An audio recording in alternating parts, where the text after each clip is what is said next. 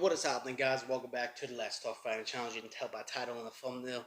We will be talking about the fight that I am probably the most hyped for on the Prime card, and it is Dean the Great versus Wally Sharks 2, the rematch. We have been waiting for this rematch for, I believe, almost a year. I don't know when Misfits Free was. I think it was sometime in November, sometime in December.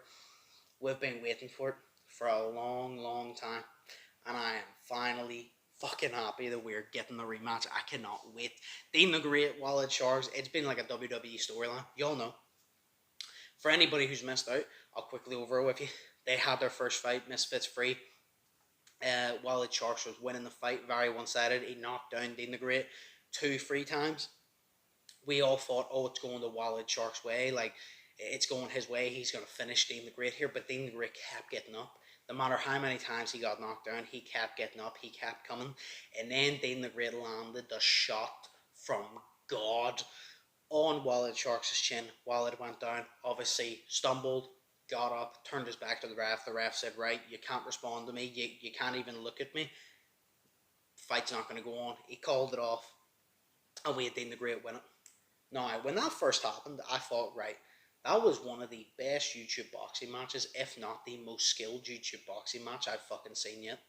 I feel like a lot of people may disagree, but a lot of people would agree that skill-wise, that was probably the best YouTube boxing fight, skill-wise. Not because of the hype, because of the names, but skill-wise, in the actual ring, I think that was probably the best.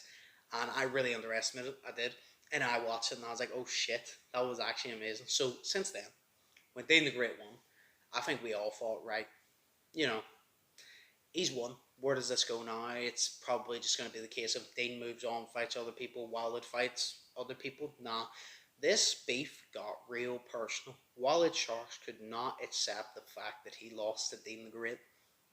And Dean the Great didn't like Wallet Sharks and didn't like the fact that he wasn't giving him credit for his win. So they went back and forth. They fought different people. They went back and forth, constantly beefed. Wallet Sharks said to KSI, give me the rematch. I want the rematch. I want the fucking rematch. KSI said, I will get you the rematch. It kept going. Months and months and months went by. No rematch was announced. Even I was sitting here thinking, are we going to get this rematch? Is it going to happen? Or are we just going to be robbed of this rematch? Because I want to fucking see it. Went through, like I said, they fought different opponents. Then Dean the Great found himself in a tag team match. And he had a mystery opponent partner because his original one pulled out. And we all thought he's going to be matched up with Dean Wallet Sharks. And we all thought it. I kind of thought it was a troll. Then, or behold, who was Dean the Great's mystery tag team opponent? Wallet Sharks. Dean the Great wasn't happy. Almost pulled out. Finally, they just goes, right, we'll put our beef aside for 1 second. We'll tag up. They walked out, did that. They both showed off their skills. They both fought completely different. Dean fought more in a paced type of boxing stance where he would sit there, he would pick his shots, good shot selection. Wallet Sharks just got in there and decided, let me just go ham. Let me just fucking go for him and continued. I think this tag team match taught us a bunch of different things. Dean the Great got caught a lot more than Wallet Sharks. But Wallet Sharks kept tiring himself out. And I think it comes down to, like, Dean the Great, he's not going to be an emotional fighter. He's not going to just go in there and run at you and try to swing. Where Wallet Sharks did do that in the tag team. Did he do that in the tag team? Because he thought, fuck it, I'm levels above these guys, blah, blah, blah. Is he going to fight that same way against Dean? Because if he fights that same way against Dean, he's going to tire himself out and Dean's going to capitalise. If he stays composed like he did in the first fight and doesn't get comfortable, I think he could pull it off. But I think the problem with the first fight is Wallet Sharks was beating Dean the Great. Dean the Great realised he was down. Wallet Sharks then got comfortable because he thought, I don't need to actually try as much because I got this guy right where I want him. He got comfortable. He got content. Dean the Great realised, oh shit, I got to do something here. And he became desperate and needed something to claw his way out. So you got one guy who is comfortable and thinks that there's no way of him losing, which opens him up, which was Wallet. And then you got Dean the Great, who thought to himself, I gotta knock this guy out if I want the chance of winning. So he needed to really find something, find the dog in him, and he did. And I think that's what cost Wild Sharks that fight. He got too comfortable, and Dean the Great just did not want to lose.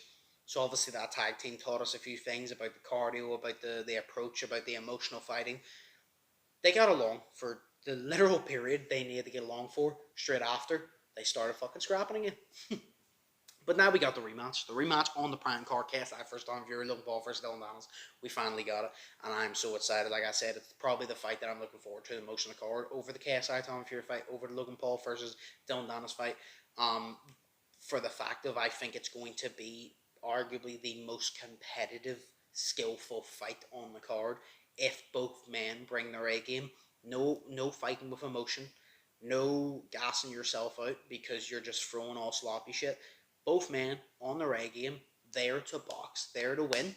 I think we got a fucking banger here. And the Prime Card's going to be fucking sick, but I think this one could be fight of the night if they both come in their A game and they both get in there with the intent of, I'm going to outbox you and then I'm going to knock you out. And I think it's going to be fucking sick. But like I said, Wallet Sharks, I think in the first fight, Wallet Sharks proved he was the better boxer.